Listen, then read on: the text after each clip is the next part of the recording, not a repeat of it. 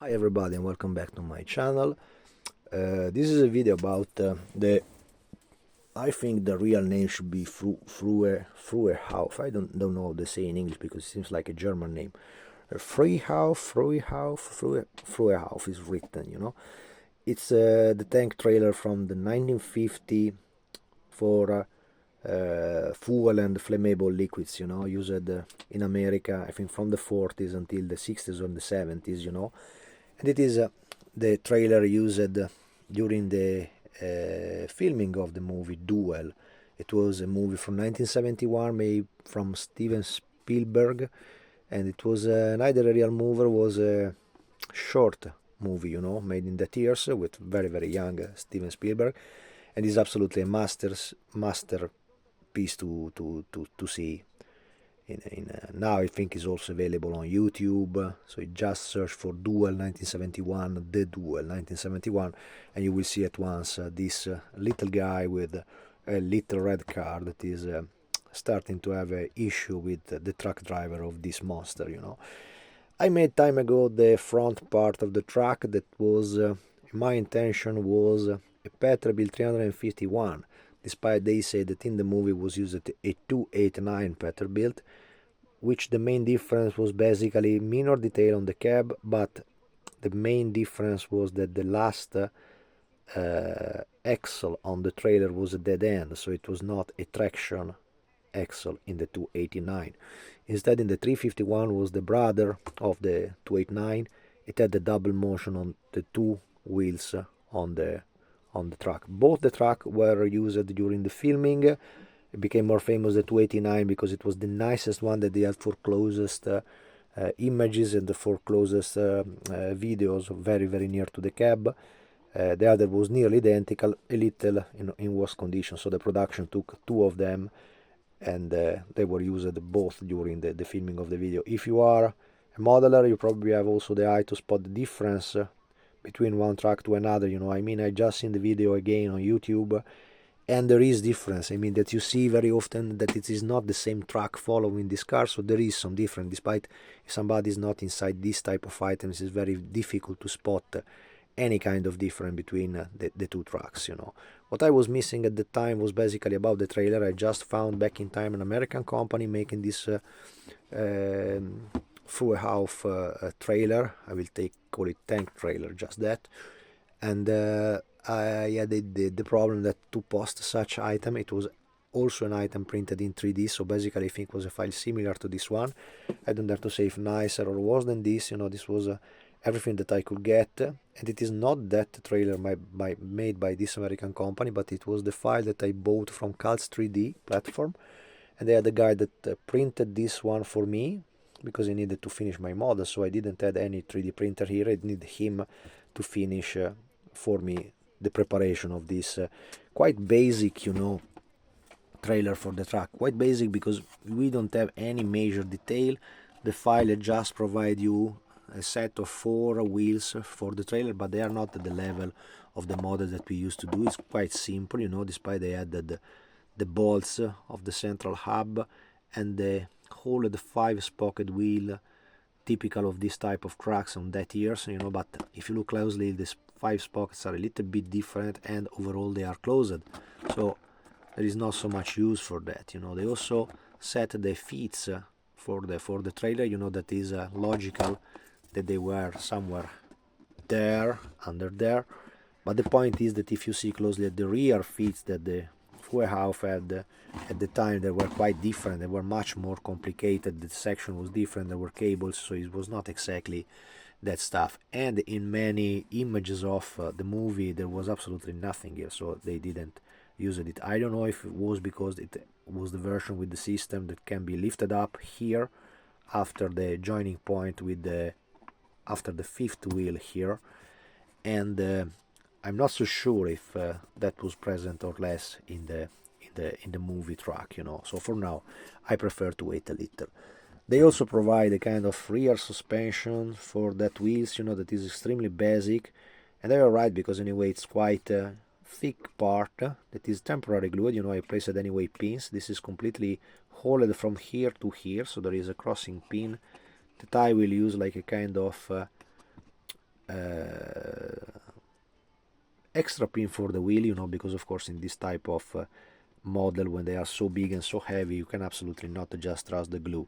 You have to create your own pins, you know. So everything here is pinned. This is pinned, this is pinned, this also, and the front one also. So everything here have been holed, even if in a temporary way, just adding a little glue to keep that in position, and to keep on with the proper setup in the wheel arch, you know. I will not use that wheels because I already made, at the time when I made the front trailer of the truck, I had a set of 8 spare wheels coming from the original AMT model that I already prepared for this purpose at the time. Even if when I made the front part, this stuff didn't exist. There was absolutely nothing to create the trailer. I think I just seen a video of a guy in America somewhere that he scratch build something like this. I was at the time unable to do that, and here I don't have the space for such. Plus, it's also not so easy because, you know, if you find a file anyway, they can give you, with the 3D printing of this file, they can give you anyway a solid base on which you can work to add detail, and mostly for the final paint. Of course, several details are totally wrong or missing. For example, the side doors are in a detail level that is quite unacceptable, you know. Plus, all the alignment of all the section, it is 1, 2, 3, 4, 5, 6, 7 section for all the tank trailer, you know.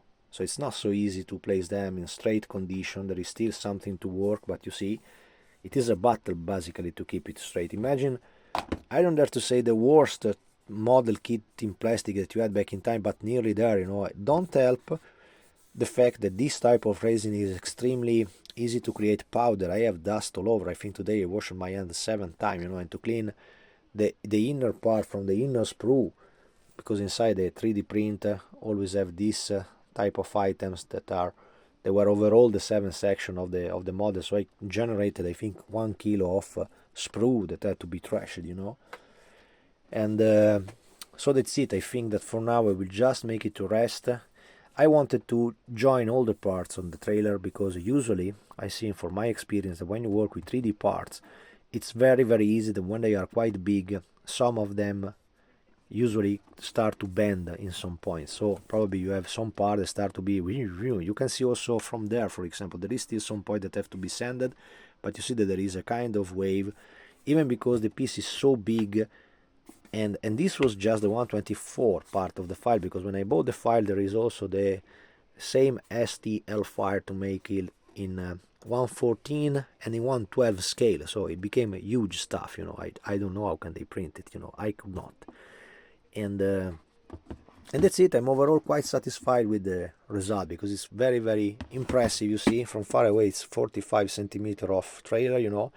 I think this was the edition that was 32 feet tank trailer, you know. I think was the quite standard one. I know that there was an even longer one, 50,000 liter, you know, a little longer here at the longer section here, but I found this for my purpose. I hope I can have the space to show up this type of model because it's really massive. So it's quite complicated to plan for a proper diorama of this. I want to do the front trailer that in America they started to use. They start to use quite far away from the beginning of the trailer. You know, here there is a ladder, not so well done, but they provide also that. You see, there is a 3D printed ladder there. The feet, as I said, I will not use. The hook from the fifth wheel that is too big, and I will not use also that. And the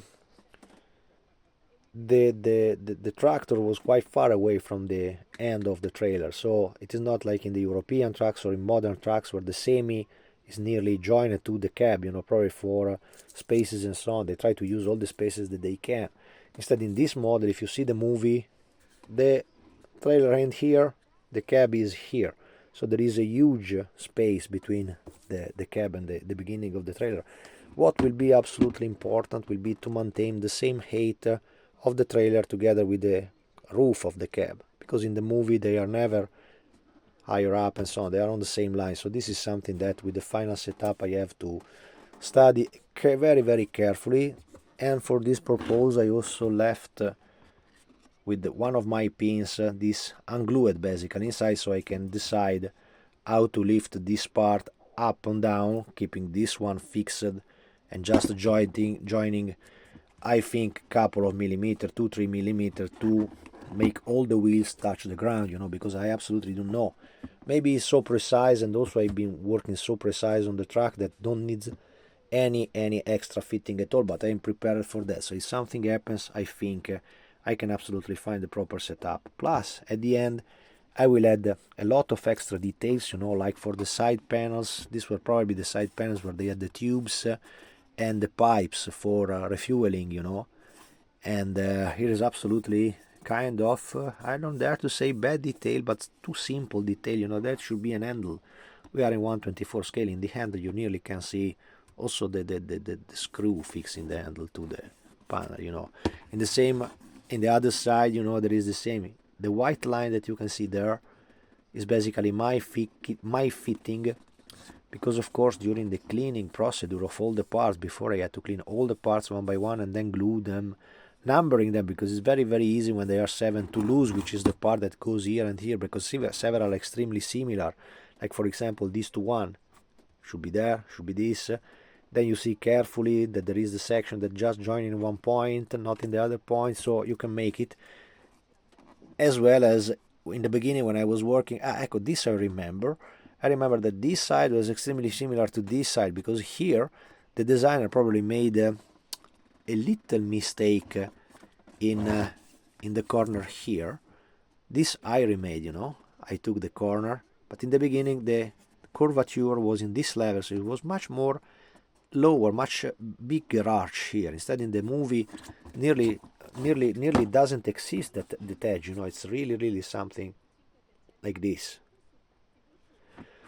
Then we'll add all the side lights, they just had here 1 and 2 side lights. Instead the real truck had 1, 2, 3 and 4, so there is several more details to add. So for this purpose it really helps to watch over and over the movie and make the slow motion and take picture of the details of the track. I made it already a couple of times to try to have all the best details I could. Of course, for the type of the movie, to make it even more aggressive, it's always pictured from the human eye, or even worse, the lowest point of view from animals and so on, so you nearly never can see the upper part of the tank trailer.